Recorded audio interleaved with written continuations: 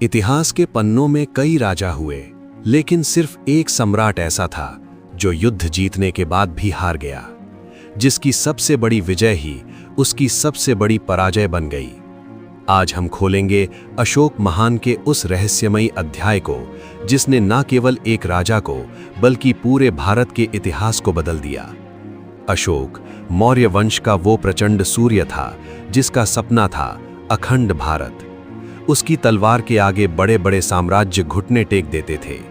शुरू में दुनिया उसे चंड अशोक यानी क्रूर अशोक कहती थी।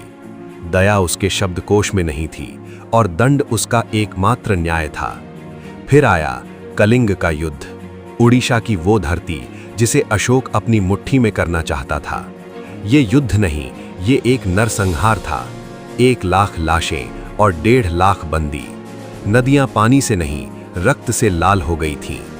अशोक जीत चुका था, लेकिन जब उसने अपनी जीत को करीब से देखा तो उसे जश्न नहीं, सिर्फ मौत का सन्नाटा सुनाई दिया।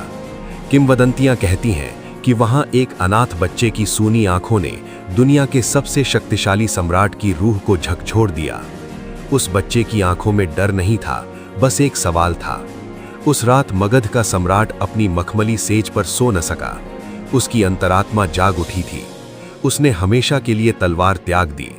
उसने भेरी घोष यानी युद्ध के नाद को धम्म घोष यानी धर्म की वाणी में बदल दिया। एक क्रूर योद्धा एक महान संत बन गया। आज हमारे तिरंगे में जो चक्र है वो उसी बदलाव की गवाही देता है। क्या एक राजा का युद्ध छोड़ देना सही था या उसे क्षत्रिय धर्म निभाना चाहिए था? अपनी राय कमेंट्स में जरूर लिखें। इतिहास के ऐसे ही अनसुलझे रहस्यों के लिए अभी सब्सक्राइब करें इतिहास AI ऑफिशियल।